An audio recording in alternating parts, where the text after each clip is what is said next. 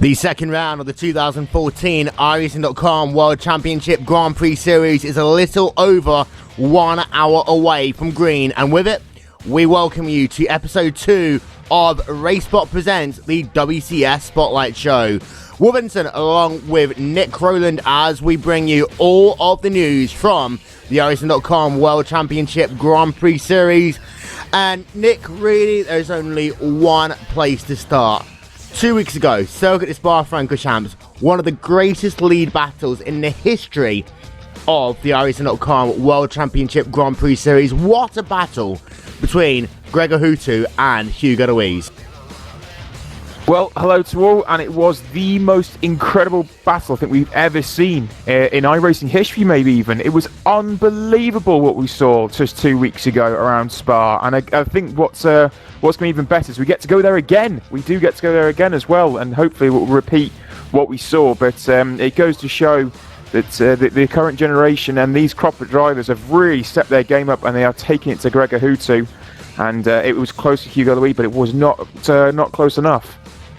And really, in that race, it was a tale of two stories, two strategies going on there.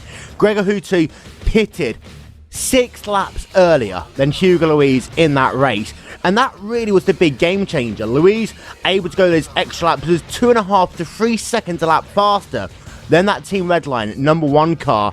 Makes all the difference. You've got to say though, there was 2 points in that race where Luis really threw his chance of winning away.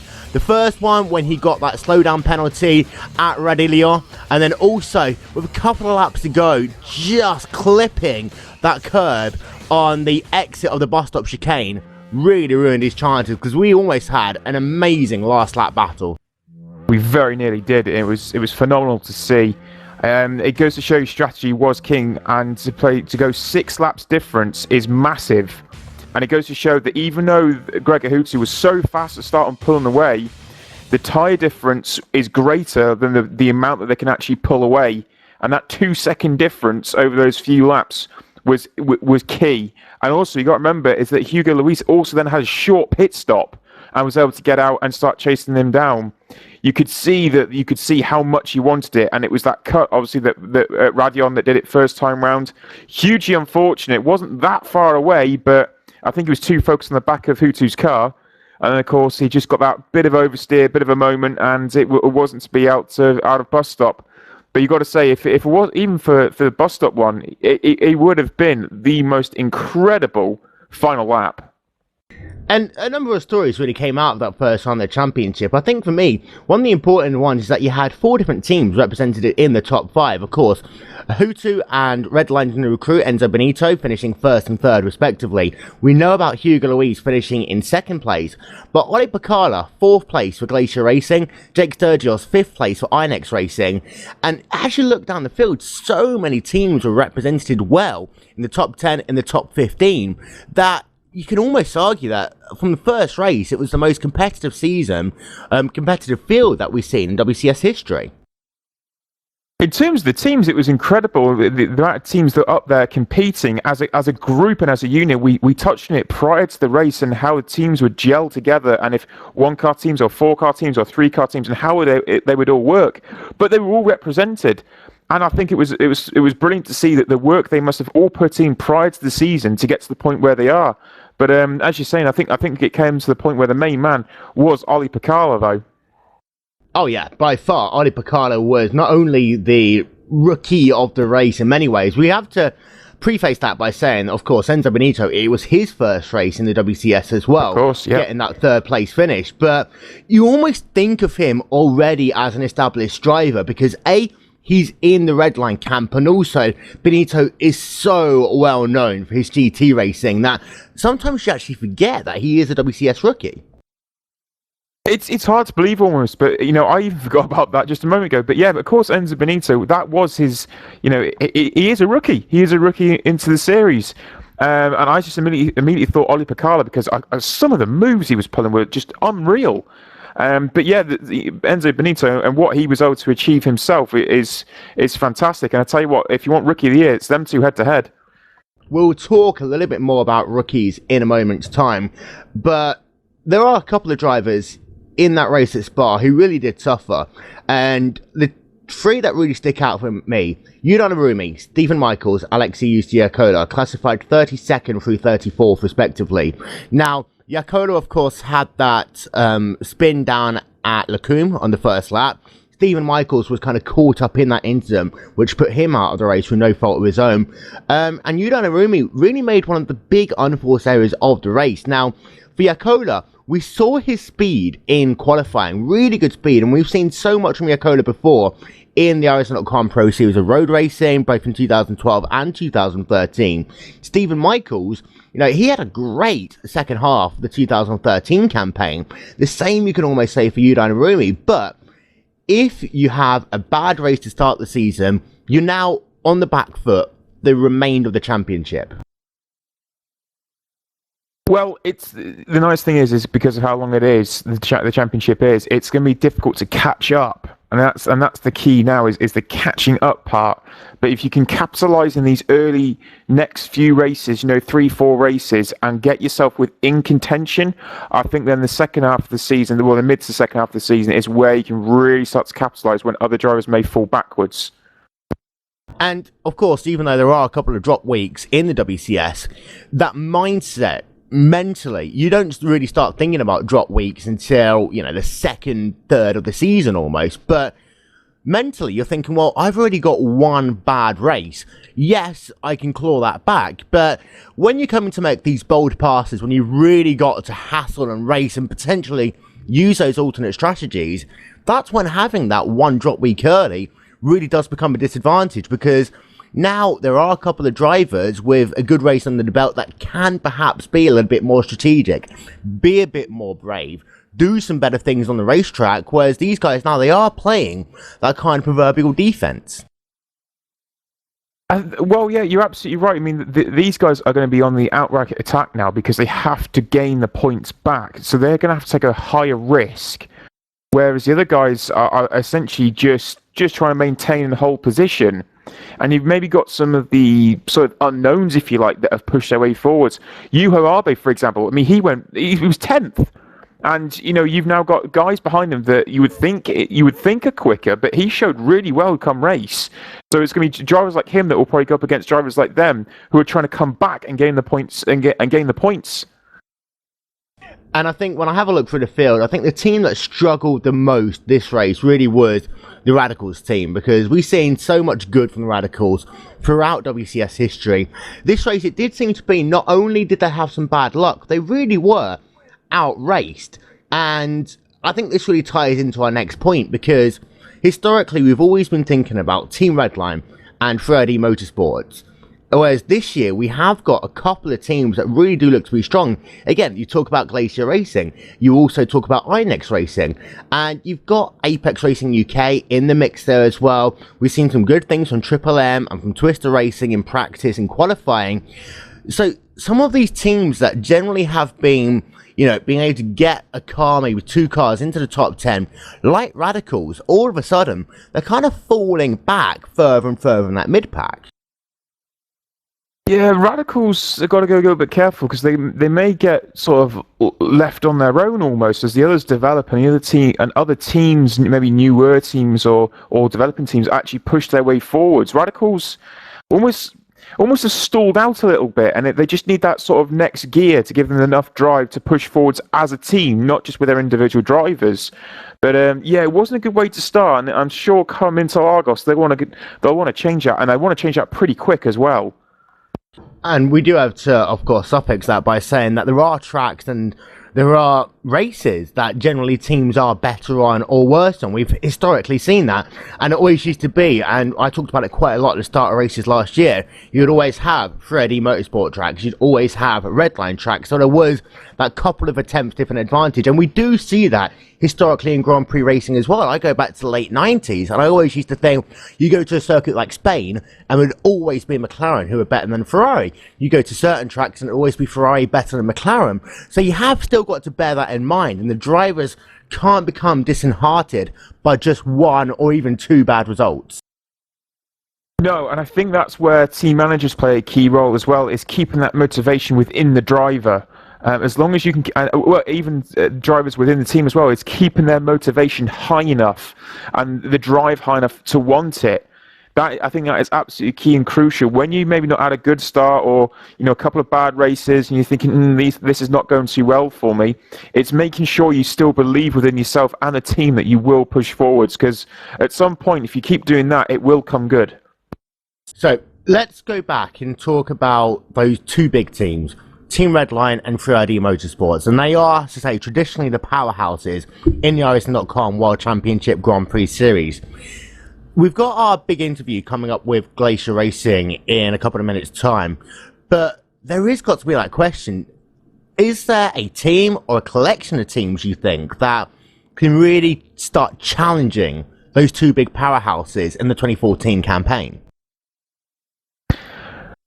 Based off what we saw, you probably think not, but I don't think it's going to be easy for them. I think you may see drivers and teams getting a lot closer, but I think the vast experience and knowledge of those two teams will still allow them to prevail. But I think the other teams will start to get closer, and especially some of the drivers maybe where they've gone to, that you could see teams threatening positions where you would expect Redline to be, but I think, or both teams, 3ID to be as well, but I still think those two will still be at the top. And I like the two words you mentioned there, knowledge and experience. And of course, some of these teams have had almost 6 months to prepare for the first race of the season. We're now into a 2-week cycle, pretty much 2 weeks between every race with the exception of the summer break. And that does make a big difference because, yeah, you can have a great result at Spa, but now you're into a cycle that every 2 weeks you have got to prepare for a race, and the stress and the toll starts taking it onto the drivers and the teams, friction, development time, etc. ad nauseum. But that's really one of those things where the new teams have got to get their game together, but at the same time, you have a look at some of the teams like Glacier Racing and Apex Racing UK. Not only are they used to that, they're used to a 1-week turnaround from races when they race their way up in the A-Class Grand Prix Series and also in the Pro Series. So in some ways, they've almost got an advantage in that area. Well, yeah, I mean, the more track time you can get, I guess, is always going to be better. And you've got a lot of people that cross over as well. Twister Racing, for example, those teams at Glacier and even iNext Racing, they're all drivers that do a lot anyway. Back to your original question though, with such teams, iNext Racing are probably the most likely one I can think of currently with Jake Sturgios possibly going, but I think Glacier Racing could be one to look out for though. And again, in a couple of minutes' time, we'll have our big interview with Glacier Racing. And that's a good point, actually, to talk about the Peak Antifreeze NASCAR Series powered by iRacing.com. And the second round of that season, Jake Sturgios taking victory for the second time in his career at Las Vegas Motor Speedway. And you always think about the Sturgios brothers in sim racing as being some of the most diverse and experienced drivers on both the NASCAR side and the Grand Prix side. Sturgios showing that once again. Great to see what we'd call a quote-unquote road driver winning in the NASCAR series. It's slightly unheard of in some respects. Even take real life, it's when they're jumping to a NASCAR, you usually find them winning on road courses. Montoya, Ambrose, etc. They win on road courses. So for this, it's a big step, and I guess. You have to wonder just how good a driver is he, and can he transition it back into the road courses as well, because he must be on a complete high at the moment. Yeah, and he's coming to a track Interlagos where he loves, and I also think back to last year to the inaugural iRacing.com All-Star race, and both the Sturgis brothers, PJ and Jake, felt really well there in both the road race and the oval race. In fact, had PJ Sturgis not have had a slowdown penalty in the final corner of the final lap of the road race, he would have taken the All-Star event. And it was Enzo Benito, again, a road driver, who took overall victory there by getting that 5th place finish at Milwaukee Mile when they were running USAC style. But for Sturgis, on one hand, he's on a high. On the other hand, he's got to prepare for 2 different series within the space of a week, because the NASCAR series and the Grand Prix series run on the same week. Yes, the NASCAR runs on a Tuesday. Yes, the Grand Prix series runs on a Saturday. But that's a lot of pressure and a lot of time developing for 2 cars which are completely different to drive and experience. Worlds apart, complete worlds apart, and the fact that you do have to develop for one and then jump into the other, it's not easy, and as the season goes on, that will become tiring. That really will take its toll on a driver, and it may come to the point where he has to decide which one he wants to commit to. But I admire him, but I think there will become a point where I don't think he'll be able to run both, because it would just exhaust him, and to transition between the 2 constantly. And there is the argument also, do the INEX guys, are the other drivers then relied more so to develop setups while Jake, for example, will race and test? Are the other drivers then relied upon almost too much to then come back and Jake maybe take a setup and then go and run it, find a few tenths and develop it further? So it's a very fine balancing act on how he deals with it himself and then the team. 2013, Jake Sturgis got himself 4 top 5 finishes in the Grand Prix series. In 2012, he got himself 5 top 5 finishes in the Grand Prix series. Do you think that Jake could become the first driver in WCS history to win a race on both the oval and the roadside? Do you think that 2014 can give him a victory in the iRacing.com World Championship Grand Prix series? I don't mean to sound harsh, but no. I don't. He is good enough, but I just don't think he'll be able to do it. And I think there's other drivers that are more capable of getting the job done. He may prove me wrong, and Jake, honestly, if you do, I will applaud you and I will retract everything I've said. I promise. But at the moment, I would say that the regulars will be up there. Enzo Benito will challenge, and I think it will be Ollie Picala as well. And of course, in 2012, Sturgis came 3rd in the championship. Last year, you had that kind of mid-late season dip, a little bit of controversy with him and his INX team at Spa, and a little bit later on in the season, which kind of fell him down the standings a couple of places. So he has got the talent, but you make a very good point there, and that ties back into our rookie class, because there are Ollie Picala, Alexei Usiakola, you've got a couple of other drivers as well, Enzo Benito, and arguably people like Huttu Abe, who could shock the world and get a victory this year. And for Sturgis, he is a very good driver at getting top 10 finishes and top 5 finishes.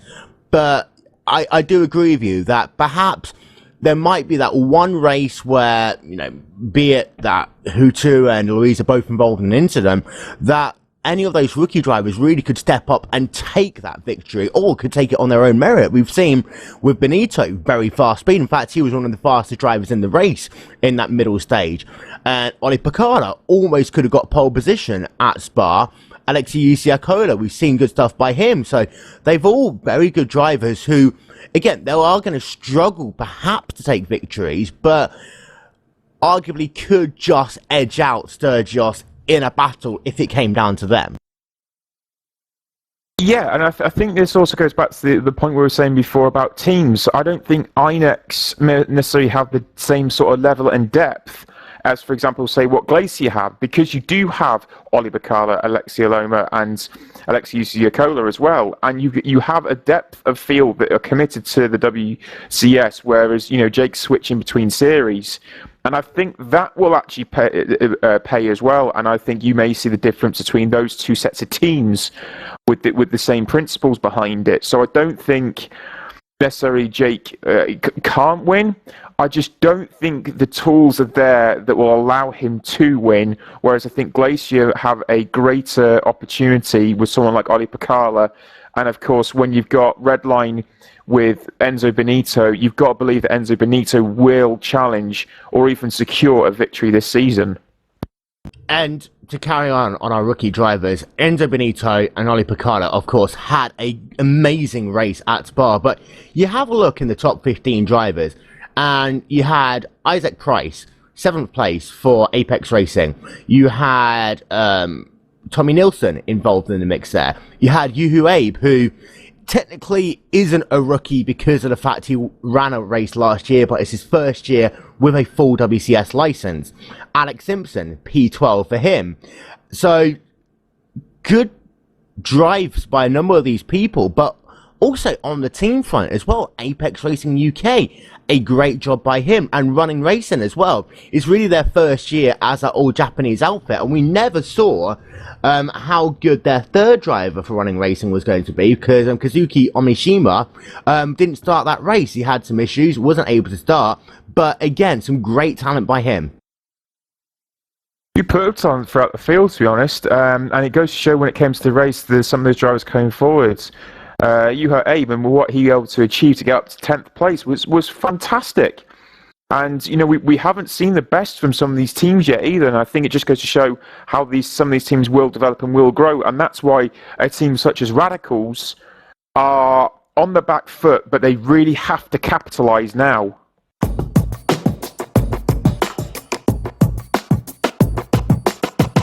Alright then, our big interview for this week is with the drivers for Glacier Racing. We've got Oli Pacala, Alexi Usiakola, Alexia Loma, and they are joined by their team principal, Yoni Bachmann. Now, Oli, I'm going to come to you first. First race of the season, you had yourself an amazing race, and you almost got yourself pole position in that event. A great way of kicking off your 2014 Irish.com World Championship Grand Prix Series campaign. Take us through that first race of the season. Yeah, thanks, Will.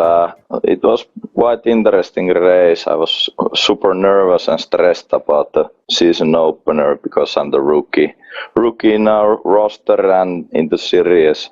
I panicked at the qualifying a bit and hit the wall after the turn one before the air rules got 0x, and what cost me the pole. And then I made a pretty sure qualifying lap to get the race spot.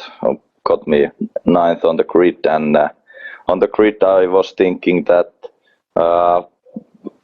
okay, I failed at qualifying, but let's try my best. There's no pressure anymore, and yeah, it went pretty well. Few pretty good overtaking maneuvers, and the overall pace was surprising me. It was quite fun to race, and so few incidents overall in the race. It was surprised me. It's good to go to Interlagos on this Saturday. Well, you say you survived the first corner, you survived your teammate being spun off at Lacombe for the first time, and then plenty of overtakings. In fact, you had a great battle with Jake Sturgios towards the end of the race. How important is it to start off your WCS campaign with a strong finish and that momentum that gives you now for the rest of the season? Yeah, we had some good battles there. It's very important because the first race is always the most stressing race, and every race basically counts, only one drop week. So it's very, very important about thinking the championship that you can manage to get a good result from there, and it eases off the next few races when you have good finishing in the first race, and especially in my case, it was the first WCS race in the whole WCS license. So it's very important, and it's much easier to go to the Interlagos, and I'm more confident now in the races. So I'm waiting for the next Saturday match. Well, Alexi Usiakola, you had yourself a good qualifying. P4 on the grid, less than 1/10 of a second behind pole sitter Gregor Huttu. However, you only made it 5 corners in the race after trying to go around the outside down into Lacombe for the first time. Got yourself onto that curb, spun the car around, then ended up getting hit, I believe, by Jason Lover. Take us through what was a very short race for you. Well, it was not the best way to start the season, but well, it happens to me every time. Last season I started driving the WCS series, and I got a similar start for the season. I got 2 or 3 bad races and I quitted the series, so I got the pace and the last season, and I think I have it now, and let's see, just try to need to push more and get some results. Now, I remember back in 2012 when we saw you in the iRacing.com Pro Series of Road Racing, just how dominant you can be. Were you looking to get yourself a podium finish there? Do you think that you would have had the chance to battle with Luis and Benito and Huttu to get yourself into the top three? Well, we saw and Spa that me and Olli had a pace to fight for the victory there, and I think we can fight for the win in the Interlagos too. I don't see a problem with that. We just need to get good qualifying and then survive the first lap and get some clean air. After that, it's just managing the pace. Now, Alexi Loma, you really didn't have the race that you would have wanted. You qualified well down the field in 23rd, came home in the 27th position. Well, actually, usually the first races have been pretty good for me, at least every other year. But yeah, this year it was going pretty good. I was getting like 12th or something, but the wreck happened, so well, nothing can you do. Nothing you can do. However, of course, you've had a bit of a journey in the last, 18 months or so. 18 months ago, you driver for what is now 3ID Motorsports. You left that team. You ran as a privateer pretty much last year. Now you're part of Glacier Racing. Does that transition now bring you more stability? Have you got the opportunity to work closer with your teammates? And how will that really help you bounce back after what was a pretty crazy season for you last year? Well, to be honest, not much has changed since last year. In the end, of course, I sometimes practice with those two guys, but nothing really. Cars are still as fast as they are, and I'm still as much off the pace I was 1 year ago, so not much difference in the end. Not much difference, but of course you've been a WCS driver for a number of years now. You've seen the FW31 go through many transitions over time. We can talk about tyre models, we can talk about aero, so on and so forth. What do you think is the big difference now compared to the last couple of years with that Williams FW31?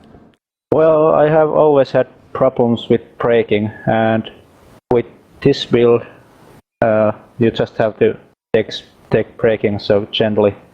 Just you don't, like with the old tire model, you pretty much went flat out in the corners, like maximum attack. But now you have to like back off and focus more on the exit and keep it rolling on the entry. I'm going to bring in team principal for Glacier Racing here as well, Joni Backman. Now, Joni, Glacier Racing is almost 2.5 years old now. It was formed as a spin-off after, in fact, at one point you were teammates with myself and Team Afterburn. You formed this all-finished team, Glacier Racing. It was slow starting, but now you've got yourself really a team which is really in the top 4 teams in the WCS based upon first week results. Yeah, basically, and it's pretty much right before the last Pro Series, it was basically it was a surprise to me as well that these guys actually decided to like gather up like a super Finnish team like out of nowhere. Before that, basically Glacier Racing was just a bunch of fast drivers just enjoying the Open Series, Open for Everyone Series, and just trying to coexist with Glacier TV and just try to have fun most of the time. But then like right before the Pro Series started and I got the news to my ears, I was like, sure, I'm in. If guys want to take it a step towards more serious competition, I was all out for it, and these guys really delivered. And in many ways, it's kind of come full circle for you, because I remember back in the Afterburn days, the original intention was to go and compete in the NASCAR Pro Series. And then 18 months later, almost 2 years later, you're looking at going into the Pro Series and then the World Championship Series. And you've got a very high caliber of drivers involved with you right now. Of course, we can talk about Alexi and Ollie, but overall, there's a very strong team dynamic within Glacier Racing. Yep, but I wouldn't say. Yeah, there's a lot of potential in the team. Lots of very fast drivers in the oval side. We have Jere Seppälä and Simo Leppänen, who are pretty fast on oval. Not to mention Jukka Savolainen, who was twice a pro on the ovals. But still, I think fast guys, or not fast guys, but some guys are not. They just don't want to take a step towards more serious competition in iRacing, so that they would actually it would lose the part of being fun. Like the pro guys, or the WCS guys, Alexi, Olli, and Riku, basically they are the top four of the team taking it seriously, and it's fun to see the. Basically, there's like it's a two-sided coin. Like one side is the serious part, one is the not so serious part, but still they coexist, and it's fun to watch. Now, you talk about the fun part as well, and Glacier Racing have always been known for their historic meetups and parties, and of course, what that really does is it brings an additional bond that you don't always get with these international teams. Is that, do you think, an advantage, the fact that these guys are friends off the racetrack and know each other personally off the racetrack and can put a name and a face to the driver's helmet in the sim racing? Or is that just, a moot point? Well, how could it not be an advantage when you have like real life friends, especially if they are friends? I mean, there's no hatred within the team, so naturally it's a huge advantage, and that was one of the key points behind creating Glacier Racing in the first place with Marko Viitanen. The principle was to make a team that would be 100% Finnish. So one of the things behind that is the exact fact that everyone has. Not only, well, of course we could have Australian guy at the team, and some guy could travel to Australia and visit that guy. So it's not basically anyone can travel anywhere. But the key part is that everyone's Finnish, so everyone's close to each other, and everyone's in rational limits of seeing everyone. And since Club Finland and Trellit.net communities are having these real life meetups, it's an awesome place to it just. Strengthens the bonds within the team quite significantly, and awesome thing to have.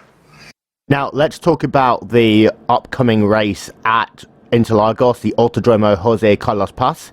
And I'll come back to you first here, Ollie. After a fourth place finish at Spa, I'm guessing the next step is to try and get yourself onto the podium, but also get yourself a little bit further up the grid as far as qualifying goes. Yeah.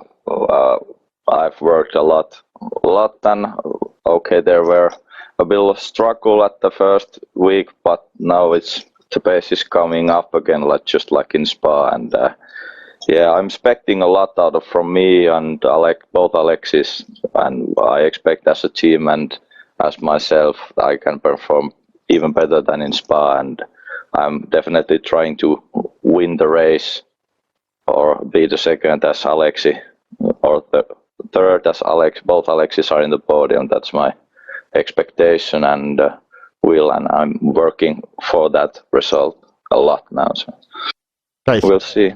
Strong challenge in many ways there by Ollie. Alexi, I'm guessing both of you share those statements there, but realistically, do you think that you have something to challenge the powerhouses of Team Redline and My3AD Gaming? Do you think that this is finally the year that we get a third, perhaps even a fourth team really fighting week on week to get into the podium and also win races? Well, I think now after the Pro Series, definitely our team is capable of fighting for those guys, and it's not about at this level all the drivers are so good, so I can't find the word, but everybody are good. So the car is kinda the setups and all stuff. So I think our team had maybe some advantage from the setups, I think now, but after a couple of weeks, I don't think we have that anymore. But it's all about handling the pressure and no mistakes in the races, and that. I think Olli and I had much faster pace in the Spa, but we just made mistakes. And the question's got to be as well, and I'll come back to you, Ollie, on this one. Is it a looking at it race by race basis and just trying to go for, podiums, victories, race by race? Or are you already thinking on the long haul, thinking about the championship when you're racing in each of the events, thinking about that big picture? Well, basically it's the combination of both those two. You have to be consistent and work hard every week for every single race to be on that podium and take those victories, and by that you can get a good result from the whole championships. But you have to look at the big picture also. If your goals are not like that you will be in the podium at the end of the championship, then you're not gonna be in the podium because you're gonna lack out of your motivation or other stuff. So you have to look at the big picture and make your own goals where you want to be in the end of this year, and fight by that to every race, so you will get to the results. And Joni, final thought to you as well. You got yourself a great establishment right now with Glacier Racing.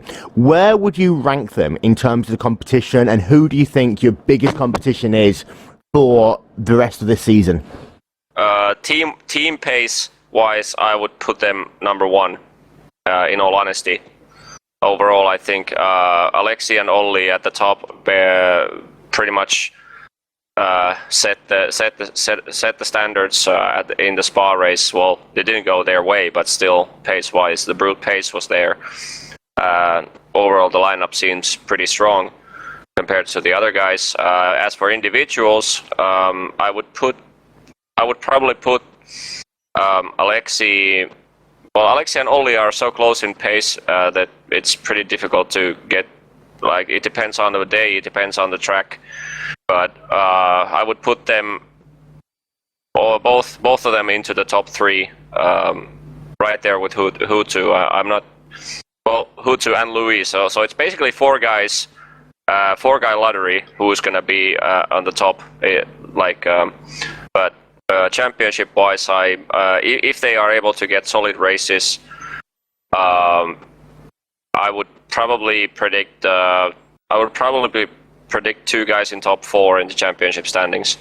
Riku has a problem of being in the military. Of course, that limits his time of testing, but and most likely he will skip some races because he cannot join due to being in the military. But for Riku, I would say Riku and Alexi. I would say Alexi will probably finish higher than Riku will in the championship standings, and Alexi it does have a good consistent race pace, as we've seen in the Pro Series and in the WCS, but he still has to work out his qualifying. Well, very strong in the words there by Joni Backman. And that rounds up our big interview for this race. Thank you very much to Alexi Aloma, Alexi Usiakola, Olli Pakala and Joni Backman for taking the time to talk to us. All drivers for Glacier Racing, really looking to set the world on fire in the 2014 iRacing.com World Championship Grand Prix Series. Once again, guys, thank you very much for talking to us. Thanks, man. Thanks. Now, Nick, it's time to look forward. Second round of the championship. All those pre-season nerves, they're done. We go to a very tough track, the Autodromo Jose Carlos Pass. We're just going to call it Interlagos. It's one of those historic racetracks, and of course, you have a look at Formula One. There's been so many great memories there. The biggest one you've got to say has got to be when Lewis Hamilton won the World Championship on the final corner of the final lap in those slippery wet conditions. Yeah, I mean that's just to name one, but Interlagos is one of the most spectacular tracks. It's short, it's fast, and it's furious, and honestly, it is so much fun to drive.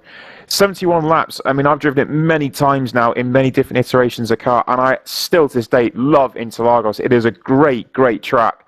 The key thing for Interlagos as well is what do you do? Do you go for downforce in the middle sector, or do you go for low downforce in the final and first sectors? And that is absolutely crucial in what these drivers decide to do. But it is a fantastic track. It's got a lot of overtaking opportunities, but you have to have a lot of precision, and you have to believe in the car as well. Around some of the corners, the medium speed corners, you have to have a very stable rear of the car, more so than anything in the mid sector, to make sure you get the drive off the corners ready for the next corner. Now, in many ways, it's a little bit like a shrunken down version of Spa, and you alluded to it there. The downforce is going to be the critical component of the race, and not only for, downforces and how fast you're going to go down the straightaways, but also for fuel economy a little bit as well. And just like Spa, where you've got those two long straightaways at the beginning and the end of the lap, you've got that tricky, difficult infield section where passing can be more difficult, but unlike Spa, you can make some good passes in that middle sector of the racetrack. Yeah, you can get close enough, and you can follow enough that if you can stay close enough to a driver, you will get the slingshot out of the final corner, and you will be able to overtake going down through into turn 1, and also close enough through there you've got the opportunity again down towards turn 4. So there are many opportunities to overtake around the track, but I think what you'll find is that if you get any sort of traffic, that mid sector for fast drivers and the other drivers coming behind will catch very, very quickly. And one of the things the drivers will have to bear in mind as well, it's a very high track temperature, 80 degrees Fahrenheit. Not much wind, but high relative humidity, 44%. That will play on the engines a little bit as well, and it will make that draft so much more important, that the lead car coming down into the center S is going to be critically important, that if they know how to defend that corner and take that inside line, that they do so. We have seen some fascinating passes on the outside down into the center S, and a little bit like what we saw at Lacombe. If you're the car on the outside, you can make it stick into that first apex, then you can then take the inside line into the second part of the S, and then drive on the outside down into the Curve of the Soul, and then still, if you're side by side, that outside line works into turn 4, the duckbill corner. That's the thing. I think the other thing you touched on there is the fact that because of the humidity, the engines will struggle more so. So when you get that toe effect, it will feel more so like a slingshot with how fast you close up. And even if you're a couple of car lengths behind coming off of 3, you do have a straightaway long enough going into 4 that you can capitalize and create an opportunity going into there. It's just a question of can you do it, and the downforce levels between the two cars, because you may get a quick car through the S's, but then the car that's slightly slower may be quicker in a straight line and just pull away. Now, last year we saw split strategies once again, and the guys at the front mainly chose 2 stoppers, everyone else opted for a 1 stop with a very long first stint. Strategy was the game changer at Spa, and really, strategy could be the big call here again. Strategy will be king all season, I believe, especially after what we saw at Spa and the difference in that speed and when people decided to pit. I think people will come more in line throughout the season, but I still think you'll get some variation, and I believe you'll get the variation again in this race. The question is, how long do they go? Can we see something similar where the tyres give up enough to create such a margin that even if you're a bit slow in the first stint, essentially it won't make a difference?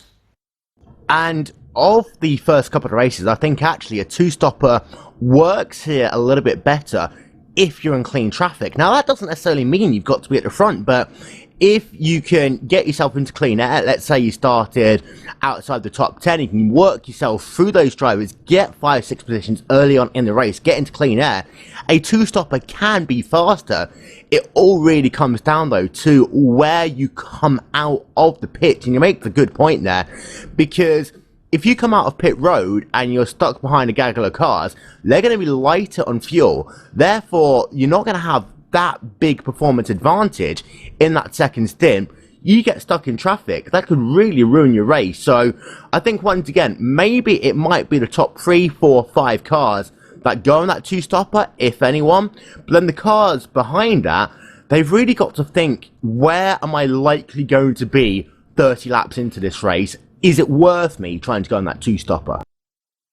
Yeah, you play because it's such a short track as well. You play a higher risk with other people's strategies interfering with yours, and it's a question of where do you feed the car back out into.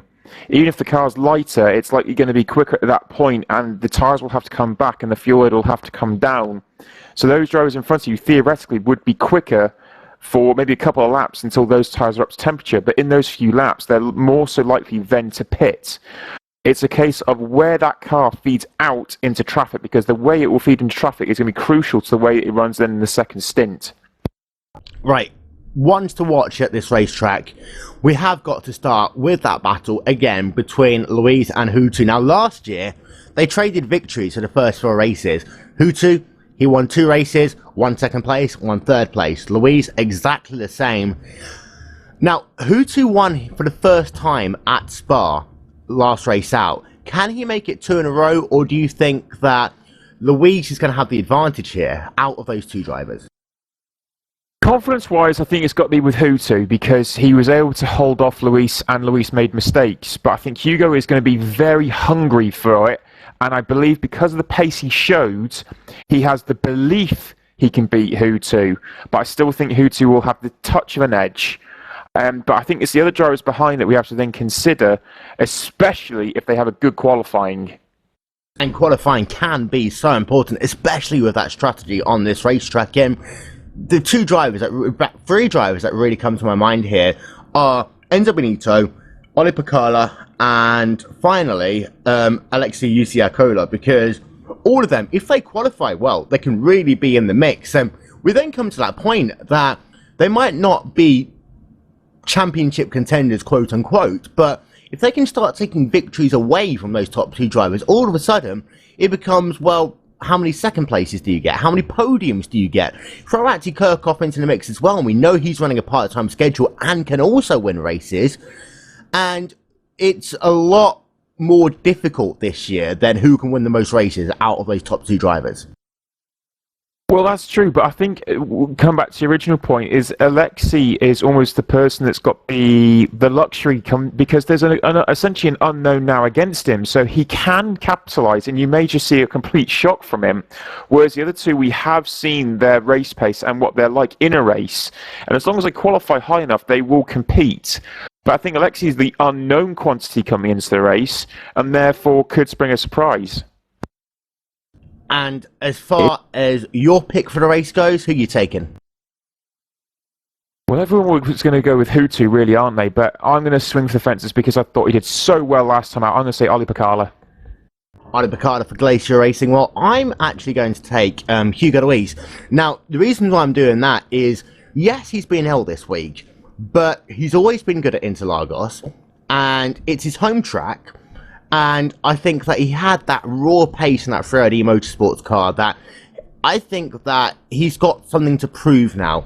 And after last season, when it all kind of fell apart from him in the middle part of the season, he knows that he's got to start winning races early. And I think for that reason, Hugo Luis will take victory. As far as the rest of the podium will go, I honestly think that it will be Pacala second, Benito third, and then I think Huttu actually won't even make the podium. He'll come home 4th. Oh, wow, that's a big one. I'm going to go for podium then. Pacala, Huttu, Luis. And Aaron Likens will be calling the race with me. He will be going down the safe route, shall we say, and he will be going with Gregor Huttu for the race victory. And we'll talk more about that in the pre-race show, which of course will be live on iRacing Live and on PSR TV. Head over to iRacing.com/live in just a couple of minutes time as we get ready to bring you coverage of this event. But Nick, final thoughts. we've really got a great season upon us now, and it really, this race and the race at Suzuka will tell us so much about who's going to do what in this campaign. But it all starts here at Interlagos. If you can win at Interlagos, arguably you can win anywhere. Very true. First 3 or 4 races of this season as well, they usually say will define the season. I think this second race will certainly help shape that definition. But it's going to be a fascinating race to see who can come out on top. Unfortunately, I won't be calling it, but I definitely am looking forward to Suzuka.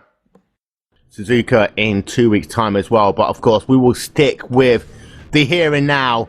Nick, thank you very much, and we will see you in 2 weeks' time. However, in less than 20 minutes' time, it will be the second round of the 2014 iRacing.com World Championship Grand Prix Series, live and exclusive on iRacing Live and PSR TV. Head over to iRacing.com/live for all the build-up and the race in its entirety, uninterrupted coverage on PSR TV and iRacing Live.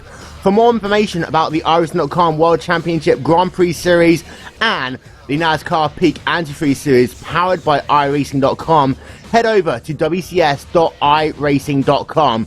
We'll be back in 2 weeks' time for what will be a slightly shorter episode as RaceSpotTV take over broadcasting duties for the iRacing World Championship Grand Prix Series.